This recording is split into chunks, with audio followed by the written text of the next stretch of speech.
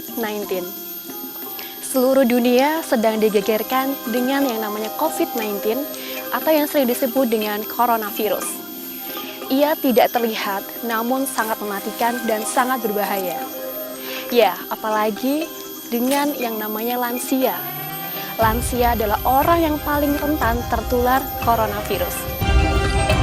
Pesantren Kasepuhan Raden Rahmat membuktikan diri sebagai pilihan yang tepat bagi lansia untuk meningkatkan kualitas hidupnya. Kali ini akan mengunjungi pesantren yang berada di Desa Gedong, Banyu Biru, Ambarawa, Semarang. Pesantren yang berada di bawah manajemen Yayasan Pitutur Luhur ini dan berencana membangun shelter lansia.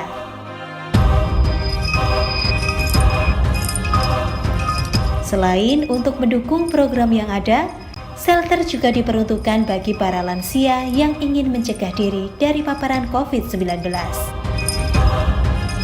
Pembangunan shelter ini sudah dimulai sejak awal Ramadan. Saat ini sedang proses pembangunan satu lokal untuk masjid dan kelas sekolah lansia.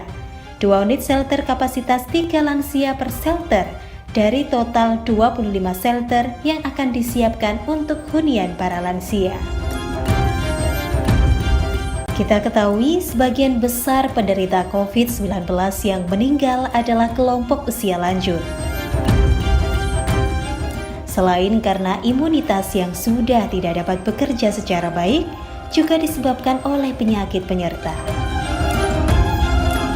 Langkah yang dilakukan oleh pesantren Kasepuhan Raden Rahmat ini adalah sebagai bentuk respon positif dan tentu juga inovatif atas pandemi yang masif terjadi di Indonesia. 3 ajimat pesantren ini, olah rogo, olah jiwo, dan olah roso adalah ruh proses berkegiatan pesantren.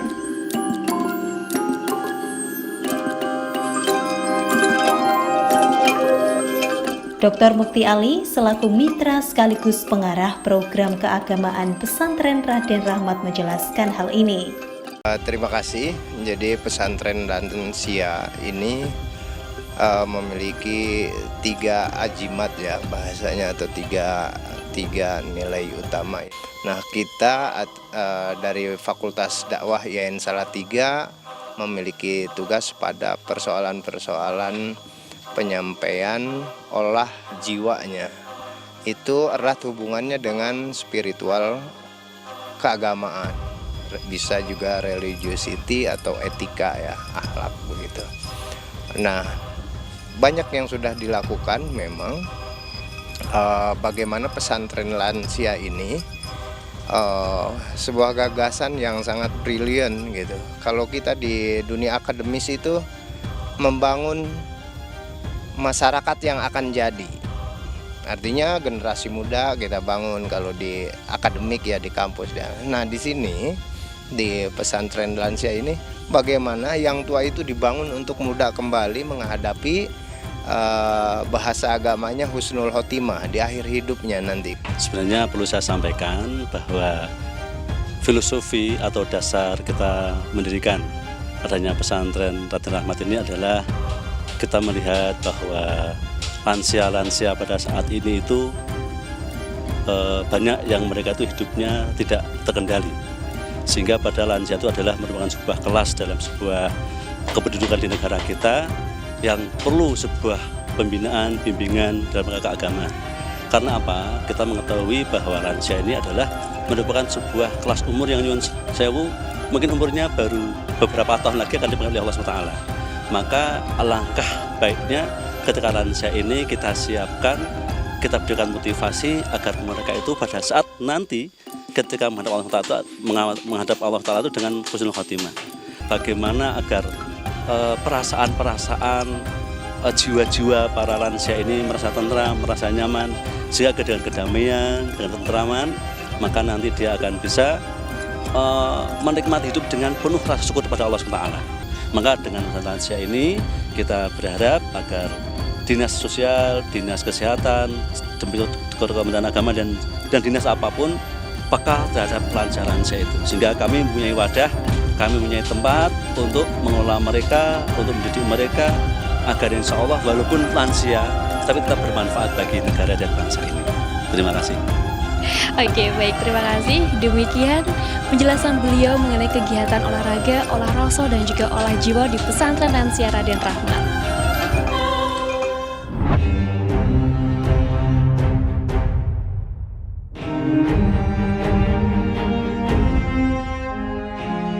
Pesantren Kasepuhan Raden Rahmat bersama perwakilan puskesmas terkait serta Babinsa menyerahkan bantuan untuk lansia yang membutuhkan.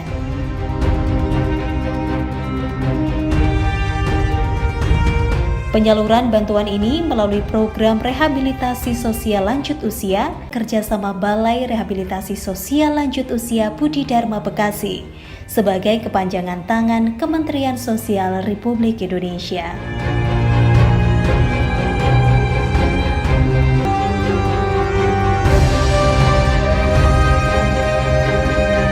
Pesantren Raden Rahmat terus mengembangkan program yang sesuai dengan perkembangan yang ada dan berdasarkan kebutuhan di masyarakat.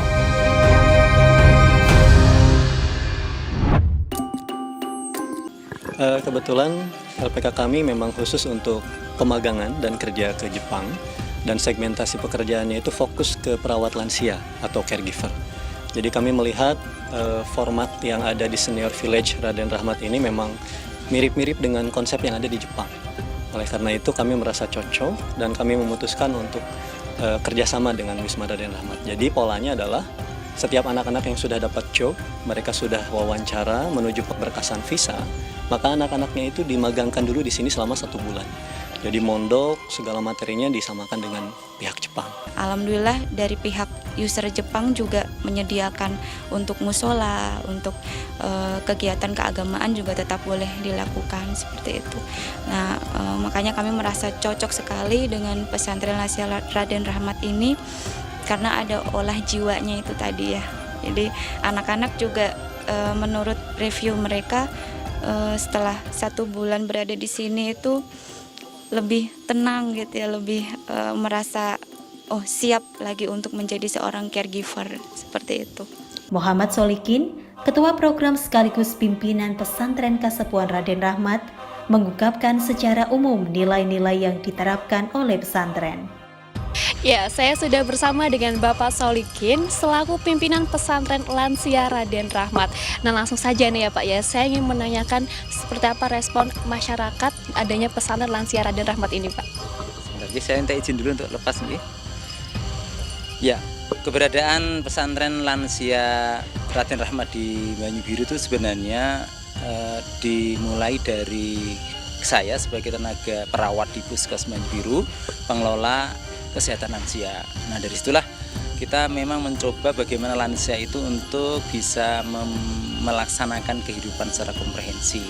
Nah, oleh karena itu setelah kita upayakan dari olah rogonya, ternyata butuh namanya olah jiwa. Dari itulah alhamdulillah responnya cukup baik ya, dengan dibuktikan yang mukim saat ini memang baru 11 karena memang kapasitas juga baru sedikit, tapi yang di sekitarnya ada sekitar 50 orang yang ikut kegiatan pesantren di TPQ Lansia Raden Rahmat. Selain itu juga kami dari Dinas Sosial diminta untuk mendampingi lansia risiko tinggi sekitar 150.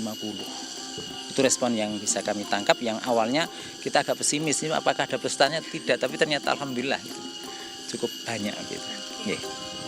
Oke, dengan lansia dengan sejumlah itu kegiatan sehari-harinya itu apa Pak? Sebenarnya kegiatannya sebelum ada pandemi itu kami memang diantaranya ada yang namanya TPQ Lansia itu seminggu 3 kali. Ya, alhamdulillah dalam jangka 2 tahun terakhir ini dari 0 mereka tidak bisa mengaji, alhamdulillah sekarang sudah 50% itu bisa membaca Al-Quran dengan metode qiraati dengan cukup baik. Itu yang alhamdulillah kita rasakan. Nah, ngomong-ngomong tentang COVID-19 nih ya Pak, bagaimana respon pesantren untuk lansia mengenai virus corona ini? Jadi kalau pesantren Raden Rahmat terkait dengan pandemi COVID-19 ini, kami upayakan pertama memang fokus di olah rogo ya, bagaimana badannya itu bisa kita mengajarkan cara cuci tangan seperti tadi, kemudian pemberian vitamin, ya pemakaian masker yang benar, dan bahkan kemarin kita melakukan tutorial bagaimana cara sholat jamaah, melipat sajadah dan sebagainya. Selain itu juga dibantu dari dinas sosial, kita memberikan bantuan pemberian makanan tambahan untuk menjaga mereka. Itu yang diantara yang kami ini.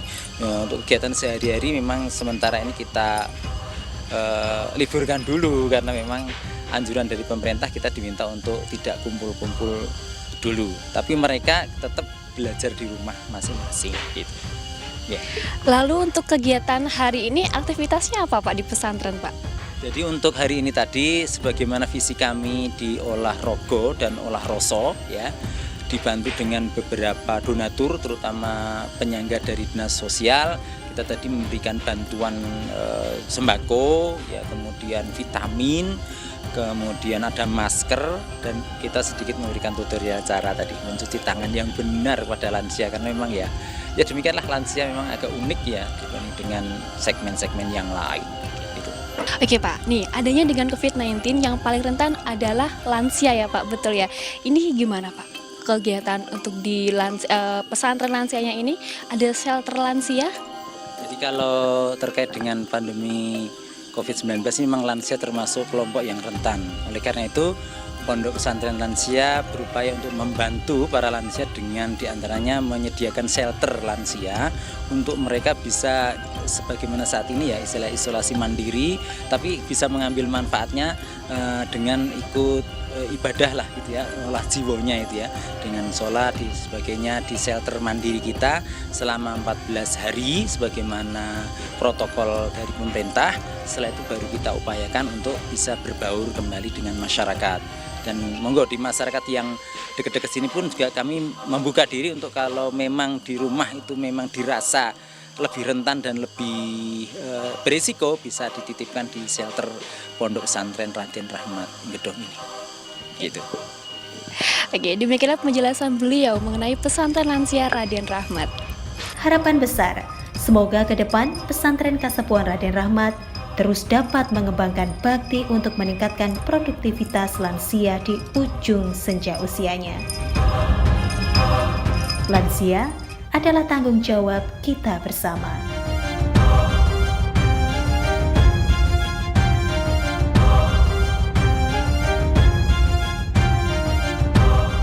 Demikianlah rangkaian info di pesantren lansia Raden Rahmat. Semoga aktivitas hari ini dapat menginspirasi Anda semua untuk lebih peduli dan juga melindungi sesama umat manusia. Menata senja, meniti surga bersama lansia.